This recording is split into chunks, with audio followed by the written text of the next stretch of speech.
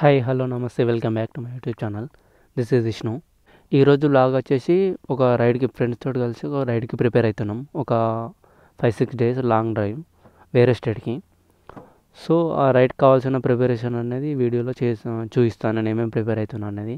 Already నేను నా బైక్ని వాషింగ్ అని తీసుకెళ్ళేటప్పుడు ఏమైందంటే గేర్ రాడ్ అనేది ఇంతకుముందు ఒకసారి క్రాక్ వచ్చింది.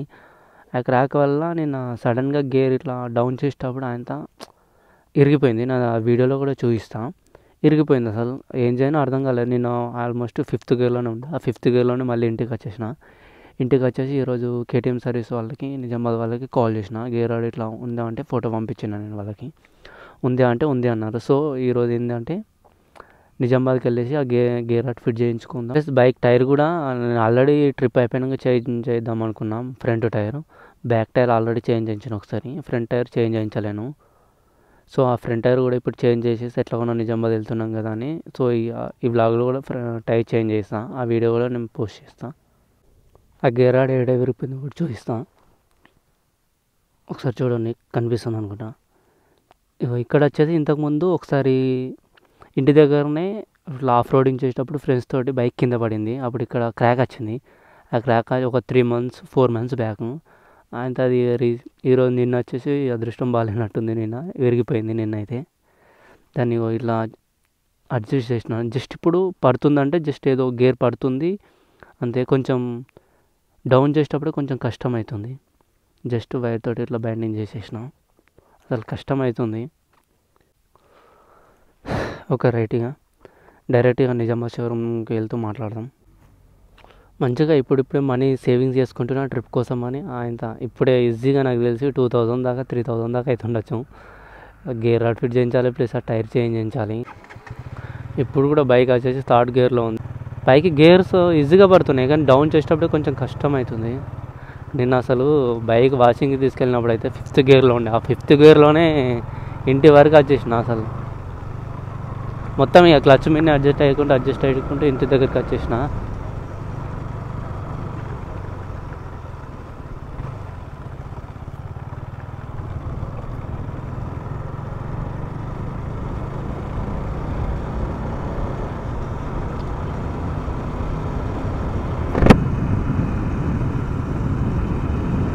మంచిగా రైడ్కి అమౌంట్ ఇట్లా సేవింగ్ చేసుకుంటున్నాం. అప్పుడే ఏదో ఒక ప్రాబ్లమ్స్ వస్తున్నాయి బైక్కి. అందుకే ఇక మళ్ళీ టైర్ కూడా ఇప్పుడే చేంజ్ చేస్తున్నాం. మళ్ళీ ట్రిప్లో ప్రాబ్లం వస్తే బాగుండదని టైర్ కూడా ముందు చేంజ్ చేసేద్దాం. గేర్ రాడ్ కూడా చేంజ్ చేద్దాం. అట్లనే కొన్ని రేడియం స్టిక్కర్స్ కూడా బైక్కే ఇస్తాం. అప్పుడే 10 మంది వాడు ఎపిసోడ్ కూడా దాటేసినాం. అసలు గేర్స్ అనేది డౌనే అవుతలేవు ఎంత ట్రై చేసినా. స్లో చేసినప్పుడు అసలు ప్రాబ్లం అవుతుంది. ఎంత మూమెంట్ ఇచ్చినా అసలు స్ట్రక్ అయిపోయింది. ఆడ లూజ్ అయిపోయింది. అది కట్టిన వైర్ అనేది లూజ్ అయిపోయింది. అసలు గేర్ అనేది డౌన్ అవుతలేదు. టర్నింగ్ చేసేటప్పుడు ఇట్లా స్పీడ్ బ్రేకర్లు వచ్చినప్పుడు ఇట్లా ప్రాబ్లం అవుతుంది. అసలు గేర్స్ అనేవి షిఫ్ట్ అవుతలేవు. అసలు ఏం చేయనా కూడా నాకు అర్థమవుతలేదు. ఇప్పుడైతే 6th గేర్లోనే ఉంది. ఆ 6th గేర్లోనే టర్నింగ్ చేస్తున్నా. 6th గేర్లోనే నేను స్పీడ్ బ్రేకర్స్ ఎక్కిస్తున్నా. స్లోగా గేర్ బాక్స్ మొత్తం సౌండ్ వస్తున్నాయి. కానీ క్లచ్తో మొత్తం అడ్జస్ట్ చేసుకుంటూ వెళ్తున్నా. ప్రాబ్లం ఏం లేదు అంటే కొంచెం కేర్ఫుల్గా ఉండాలంతే. క్లచ్ కరెక్ట్ పట్టుకుంటే అయిపోతుంది అంతే. అసలు నాకు అర్థమవుతలేదు. నిజామాబాద్ వెళ్ళినాక ఆ సిటీ లోపల ఎట్లా డ్రైవ్ చేసుకుంటూ వెళ్ళాను షోరూమ్ దగ్గరికి. మళ్ళీ షోరూమ్ ఉండేది మామూలుకు నిజామాబాద్ లోపల నుంచి వెళ్ళాలి. బైపాస్ నుంచి వెళ్ళినా టర్నింగ్స్ ఎక్కువ వస్తాయి. చూద్దాం ఏమవుతుందో, నాకు కూడా తెలియదు. లేదు అంటే డిచ్పల్లి దాటగానే మా ఫ్రెండ్ వాళ్ళది ఇల్లు ఉంటుంది దగ్గరలోనే.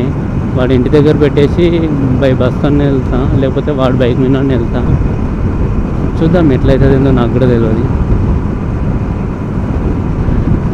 ఇట్లా వచ్చినప్పుడే అసలు స్విచ్ మీద మొత్తం కంట్రోల్ చేస్తున్నా. ఇక బ్రేకే పడుతున్నా. గేర్స్ అసలు డౌనే చేస్తలేను.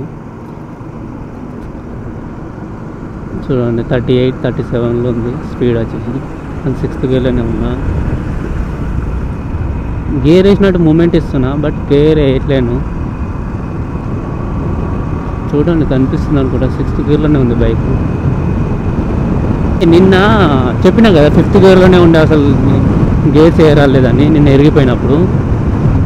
అప్పుడు ఏమైందంటే మొత్తం 6th గేర్లోనే అంటే ఒక 10 కిలోమీటర్స్ ఇంటికి వెళ్ళిపోయినా 10 కిలోమీటర్స్ అసలు ఇంజన్ అనేది ఫుల్ హీట్ అయిపోయింది నిన్న.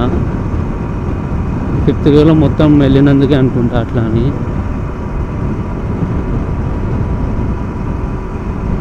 ఏమైంది 6th గేర్లో ఉంది. 6th గేర్లో జర ఏం కాదు, స్పీడ్ కొట్టచ్చు. 60, 70, 80 అట్లా మంచిగా మెయింటైన్ చేసుకుంటూ పోవచ్చు. ఇంజన్ మీద అనేది ఎఫెక్ట్ పడదు. నేను ఏంటంటే 5th గేర్లోనే మొత్తం వెళ్ళినా కానీ ఇంజన్ మీద ఎఫెక్ట్ పడింది.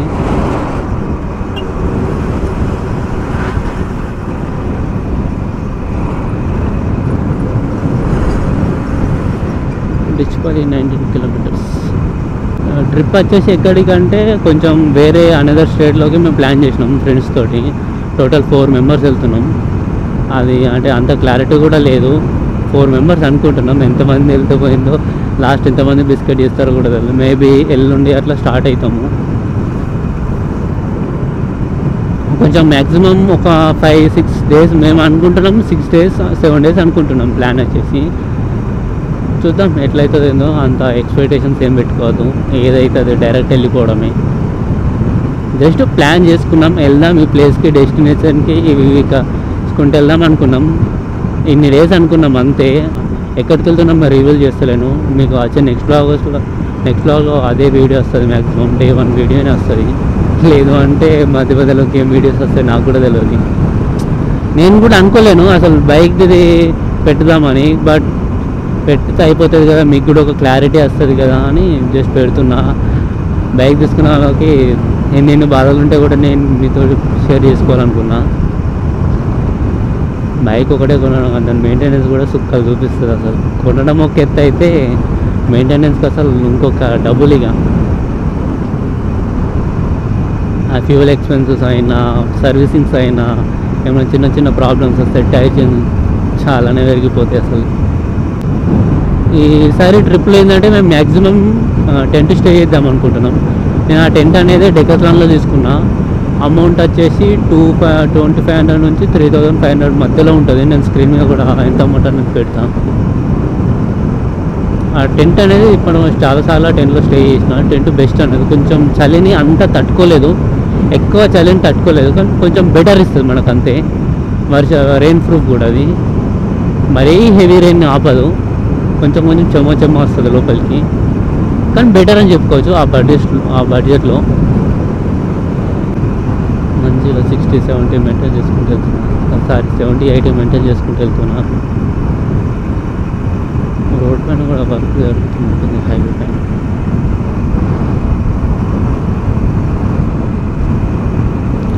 అప్పుడే కామారెడ్డి నుంచి నిజామాబాద్ డిస్ట్రిక్ట్ కూడా ఎంట్రీ అయిపోయింది. ఇంకొక థింగ్ ఏంటంటే ఆ గేర్ రాడ్ దగ్గర వెల్డింగ్ చేయించవచ్చు మనం. ఆ గేర్ రాడ్ అనేది అల్యూమినియం తోటి తయారు చేస్తారు. సో అల్యూమినియంకి అసలు నేను అల్యూమినియం గురించి కొంచెం బ్లేడ్ ఉంటుంది చూడండి, బ్లేడ్ది దాంతో కూడా వెల్డింగ్ చేసిన 4 times నేను వెల్డింగ్ చేయించిన. అసలు ఆగట్లేదు వెల్డింగ్, ఎంత చేసినా కూడా ఆగట్లేదు. చాలా ట్రై చేసి ఉంటాయి నేను. అసలు 4 times వెల్డింగ్ చేయించిన అనుకోండి. నిన్న 150-200 అంటే 500 ఈజీగా వెల్డింగ్ అయిపోయింది. అసలు కొంచెం కూడా అతుక్కోలేదు. అసలు అతుక్కుంటుంది, బట్ మళ్ళీ గేర్ కొంచెం ఫిట్ చేసినాక గేర్ కొంచెం మూమెంట్ ఇస్తే అసలు పోతుంది. మళ్ళీ అది చిన్న పార్ట్ కదా, కొంచెం కష్టమవుతుంది వెల్డింగ్ చేయడం కూడా. సో ఎందుకు రిస్క్గా మళ్ళీ ట్రిప్లో ఎక్కడన్నా విరిగిపోతే ప్రాబ్లం అవుతుంది అని సో చేంజ్ చేసిద్దాం ఎట్లకుండా అని ఫిక్స్ అయినా. నయమైంది. ఆల్రెడీ చెప్పినా కదా ఇంతకుముందు ఆఫ్ రోడింగ్ చేసినప్పుడు క్రాక్ వచ్చిందని. నయమైంది, ట్రిప్కి ముందు విరిగిపోయి నయమైంది. అదే ట్రిప్లో విరిగిపోయి ఉంటే అసలు చుక్కలు కనిపిస్తున్నాయి నిజంగా. ఇప్పుడు ఏదో జస్ట్ బైండింగ్ మైల్ తోటి అడ్జస్ట్ చేసిన. అసలు ట్రిప్లో అసలు బైండింగ్ మైల్ కూడా దొరికేది కష్టమవుతుండే. మొత్తం వెళ్ళేది మేము వచ్చేసి ఘాట్ రోడ్ సెక్షన్ ఉంటుంది. సో గేర్ రాడ్ అట్లా విరిగిపోతే ప్రాబ్లం అవుతుండే నిజంగా అసలు. కానీ ఇది ఒక బెటర్ అని చెప్పుకోవచ్చు, ముందే విరిగిపోయింది. అది నాకు కొంచెం ప్లస్ పాయింట్.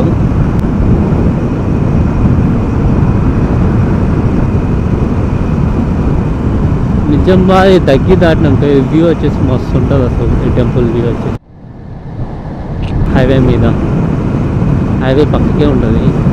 తగ్గి దాటినాక ఏదో విలేజ్ దాటినాక ఇది ఉంటుంది.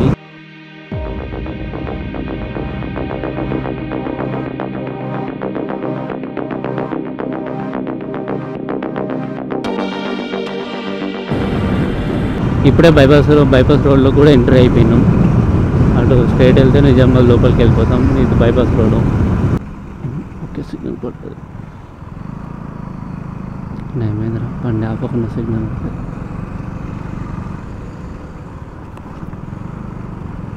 ఇప్పుడే నిజామాబాద్లో కూడా ఎంటర్ అయిపోయినాం. Welcome to Nizamabad.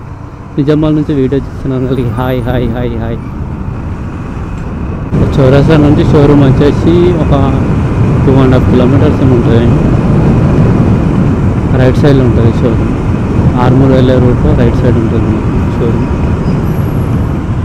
ఇక డైరెక్ట్ షోరూమ్లోకి వెళ్తాం.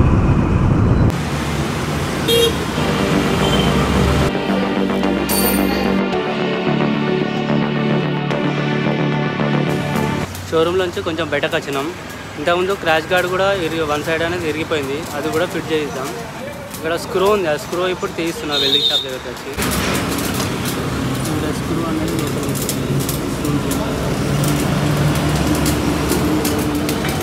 కరెక్టే ఉంది.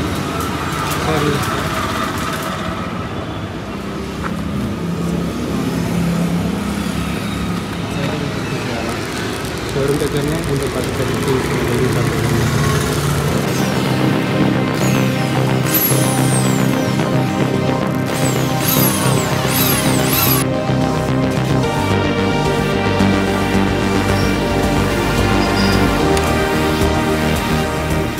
స్క్రూ అయితే వెళ్తుంది. షోరూమ్కి మళ్ళీ ఒకసారి వెళ్దాం. ఈ క్రాష్ గార్డ్ కూడా ఫిట్ చేద్దాం.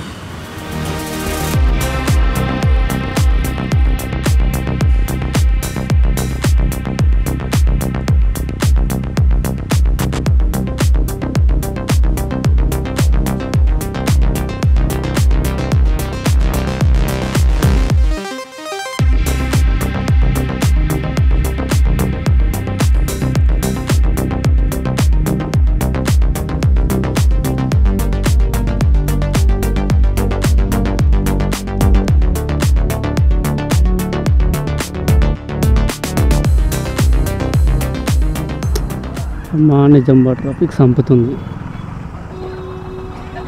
ఇప్పుడే కేటీఎం షోరూమ్ నుంచి కూడా బయటకు వచ్చేసినాం. బయటకు వచ్చేసి బస్ స్టాండ్ దగ్గర ఒక గ్రేప్స్ తాగినా. ఫుల్ ఆకలి అవుతుంది. మార్నింగ్ అసలు లైట్గా టిఫిన్ చేసిన అంతే.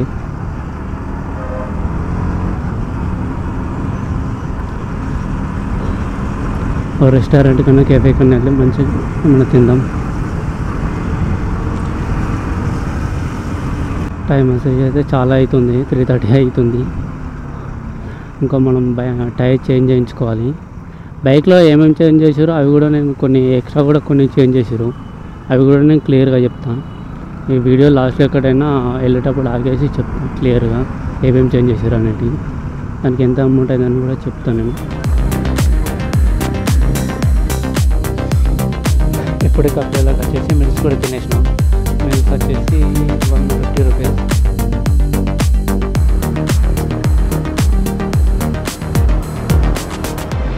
ఇప్పుడు ఇంకొక టాస్క్ వచ్చేసి బైక్ ఫ్రంట్ టైర్ చేంజ్ చేయాలి. టైర్ వచ్చేసి ఎంఆర్ఎఫ్ చేయిద్దాం అనుకుంటున్నా. ఇంతకుముందు కంపెనీ వాళ్ళు ఏ టైర్ వస్తుందో అదే టైర్ వేయిద్దాం అనుకుంటున్నా. బ్యాక్ సైడ్ ఆల్రెడీ ఒకసారి టైర్ చేంజ్ చేసిన. ఇప్పుడు బ్యాక్ సైడ్ సెకండ్ టైర్, అది కూడా సేమ్ ఎంఆర్ఎఫ్ టైర్ వేయించిన. మొన్న బాసర్కి నచ్చేటప్పుడు ఎంఆర్ఎఫ్ ఎక్కడో అడిగిన నిజామాబాద్లోనే.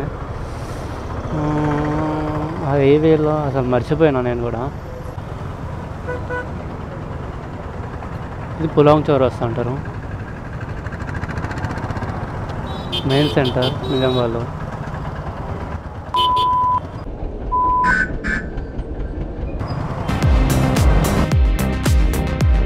ఇది వచ్చేసి బాసర్ వెళ్ళే రూట్లో ఉంటుంది ఎంఆర్ఎఫ్ అని. బాగా నిజామాబాద్ వచ్చేసి ఎంఆర్ఎఫ్ జరుగుతుంది.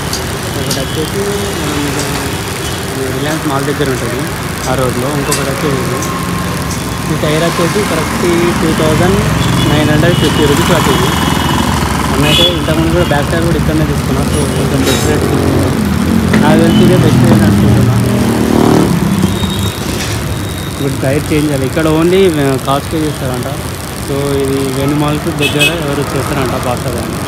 సో అక్కడికి వెళ్ళి ఫిట్టింగ్ అయితే చేస్తున్నాం.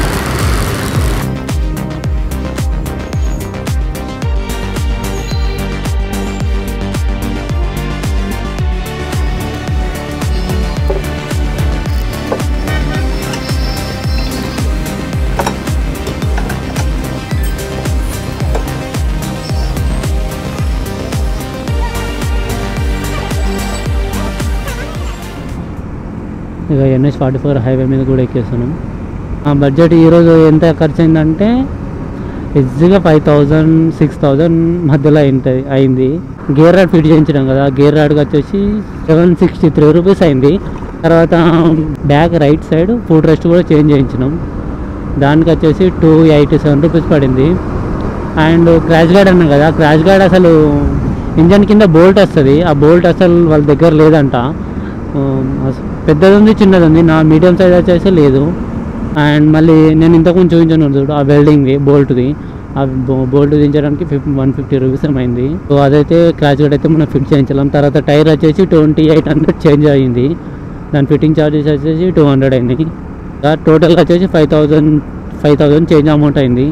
ప్లస్ నాకు ఒక ల్యాప్టాప్ ఎడిటింగ్ అనేది ల్యాప్టాప్ మెయిన్ కావాలి. ఇప్పుడైతే ప్రజెంట్ అయితే ఫోన్లోనే ఎడిటింగ్ చేస్తున్నా.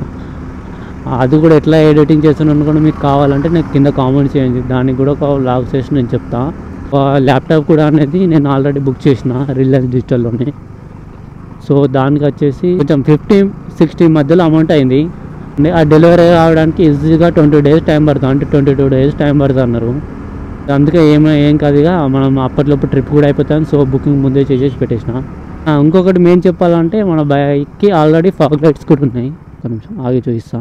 బైక్ ఆల్రెడీ ఫాగ్ లైట్స్ ఉన్నాయి, ప్లస్ GPS మొబైల్ది, ప్లస్ ఛార్జింగ్ హోల్డర్ ఉంది, ఇది విత్ ఛార్జింగ్ కేబుల్ది. Engine light, fog lights on చేస్తాం. ఇది ఫాగ్ లైట్స్ చూస్తున్నానికి 50% ఈ లైట్ అనేది ఎక్కువ ఉంటుంది, వీడియోలో క్వాలిటీ అనేది తగ్గుతుంది ఈజీగా. ఇది వచ్చేసి వైట్ లైటు, మీకు అంతా ఏర్పడతలేనట్టుంది, కొంచెం చీకటి ఉన్న ప్లేస్లో అయితే క్లియర్గా ఏర్పడుతుంది. ఆ ఫాగ్ లైట్స్ గురించి కూడా కావాలంటే మీరు చెప్పండి, నేను దాని గురించి ఫిట్టింగ్ ఎట్లా అనేది బ్లాగ్ చేస్తాను. అంటే ఈ మొబైల్ హోల్డర్ కూడా ఒకవేళ కావాలంటే నాకు చెప్పండి, లింక్ నేను పెడతా. అండ్ దీని ప్రాసెస్ కూడా ఎట్లా ఫిట్ చేయాలనేది కూడా చెప్తా. నేను ఈ లైట్స్ అనేది ప్లస్ ఈ ఛార్జింగ్ మొబైల్ హోల్డర్ అనేది డైరెక్ట్ ఇగ్నిషన్ స్విచ్కి ఆన్ చేసి ఇచ్చిన, అంటే బైక్కి ఆన్ చేసినప్పుడు ఇవి కూడా ఆన్ అవుతాయి. ప్లస్ ఈ డ్యూయల్ స్విచ్ కూడా ఫిట్ చేయించిన ఫాగ్ లైట్స్కి. ఓకే గైస్, మీ అందరికీ వీడియో నచ్చింది అనుకుంటున్నా. మీకు ఈ వీడియో నచ్చినట్లయితే ఒక లైక్ వేసుకోండి, అండ్ నాకు ఛానల్ని కొంచెం సబ్స్క్రైబ్ చేసుకోండి. Okay, see you in the next vlog. Good night.